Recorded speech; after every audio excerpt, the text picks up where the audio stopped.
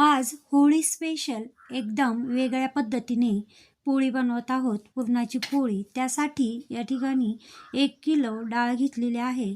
आता 1 किलो डाळ स्वच्छ अशी निवडलेली आहे आणि एका मोठ्या 1 किलो डाळ शिजल्या जाईल मोकळी ढाकळी, असं दाटल्या गेली नाही पाहिजेत असं एक मोठं कुकर घेतलेलं आहे आणि डाळीच्या तिप्पट पाणी ठेवलेलं आहे या ठिकाणी. म्हणजे 2 ग्लास डाळ असली तर 6 ग्लास या ठिकाणी पाणी ठेवलेलं आहे आणि त्या पाण्यामध्ये थोडंसं तेल टाकलं. आवडीनुसार हळदीने कलर छान येतो. आवडीनुसार हळद टाकायची की नाही त्याच्यावर अवलंबून आणि डाळ धुवून 2 ते 3 पाण्याने स्वच्छ डाळ धुवून यामध्ये शिजायला टाकलेली आहे. आता 25% डाळ झाकण न लावता शिजवलेली आहे आणि त्यामधील असाच पद्धतीने जो फेस येतो तो काढून घेतलेला आहे. यामुळे असा फेस काढला की कुठलीही डाळ खाल्ली की पित्त होत नाही. आता 3 शिट्ट्या मीडियम गॅसमध्ये 3 शिट्ट्या घेतल्या आणि इतकी मस्त अशी डाळ शिजलेली आहे. 2 बोटामध्ये सहज याचं पीठ बनलं जातं. डाळ शिजल्या डाळीतलं पाणी काढून घेतलं आणि डाळ म्हणजे थंड होऊ न देता लगेचच तांब्याने चाळणीमध्ये वाटून घेतलेले आहे.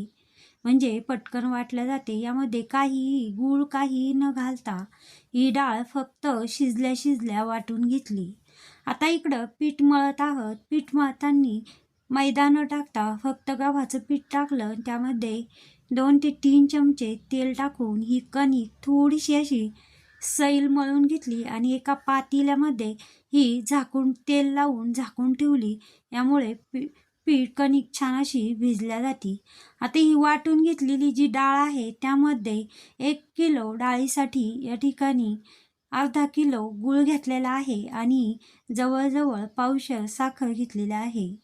म्हणजे छोटे 2 ग्लास गूळ घेतला कापून घेतलेला आणि 1 वाटी 1 ग्लास त्याच ग्लासाच्या मापाने साखर घेतलेली आहे.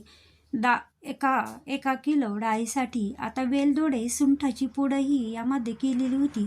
ती पूडही यामध्ये टाकली आणि हाताने चटका न देताच गॅसवर न ठेवता किंवा चुलीवर न ठेवता हाताने डाळ, गूळ आणि साखर, वेलदोडे, सुंठ व्यवस्थित असा मिक्स केलेला आहे. या पद्धतीने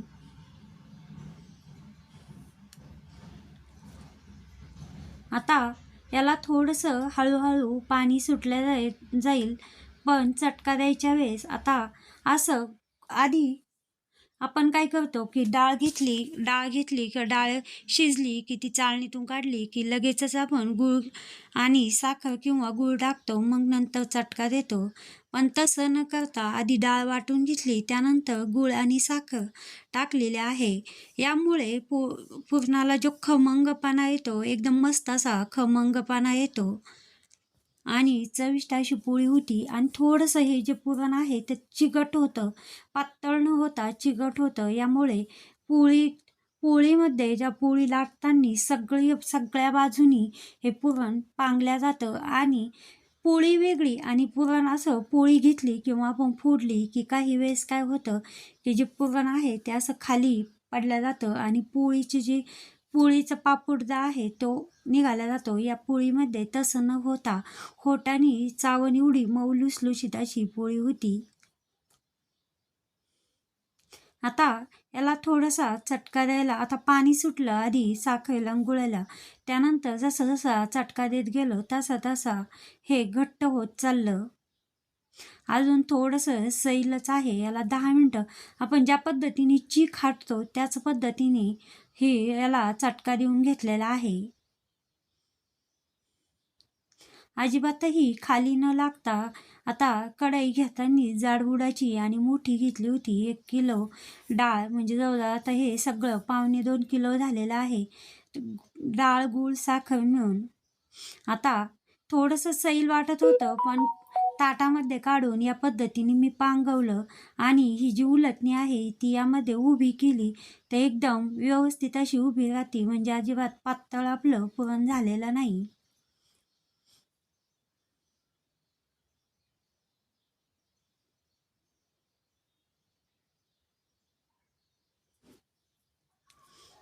आता कणिकही कमीत कमी 2 तास कणिक भिजलेली आहे. आता कणिकही व्यवस्थित अशी भिजलेली आहे आणि एकदम छोटाशी अशी चाणकी लाटून घेतली आणि त्याच्या दुप्पट तिप्पट असं हे पुरण त्यामध्ये कणके टाकलेलं आहे. आणि पीठ लावलेलं आहे गव्हाचं कोरडं आणि सगळीकडं असं अशा पद्धतीने थापून घेतली. आता आधी कडा लाटल्या, मग मध्यभागी आता आपण जे पोळी लाटती त्यामधून आतमधलं जे पुरण आहे ते स्पष्ट असं दिसत आहे. पोळी न फुटता ते दिसत आहे. म्हणजे याहून आपल्या लक्षात आलेलं आहे की आपण कणिक किती घेतली आणि पुरण किती घेतलं. आता तव्याला तेल लावलं, पोळी टाकली, थोडेसे हलकेसे बुडबुडे निघाले की पोळी पलटून घेतली. दोन्ही साईडनी मस्त तेल किंवा तूप आवडीनुसार लावून घेतलं आणि खमंग अशी ही पोळी एकदम चविष्ट, हळद न टाकता एकदम मस्त असा कलर आलेला आहे पोळीला. सगळ्या पोळ्या याच पद्धतीने बनवून घेतल्या आणि एकही पोळी फुटलेली नाही.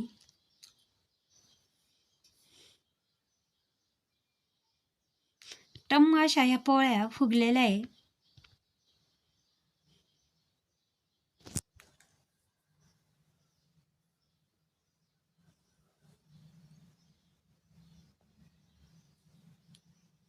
अशा पद्धतीने एकदा नक्कीच पुरणाची पोळी बनवून बघा. एकदम खमंग, खुसखुशीत, मऊ लुसलुशीत दुधात टाकतात होटाने चावता येईल अशी पोळी बनलेली आहे. पलटतानीच लगेच लक्षात आलेलं आहे. आता एक पोळी कापूनही दाखवत आहे आणि सहज ती पोळी कापल्या जाती. याच्याहून लक्षात येतं की आपल्या पोळ्या किती मऊ लुसलुशीत अशा झालेल्या आहे. आता ही मी केलेली पोळी तीही एकदम मस्त टम्म फुगलेली आहे.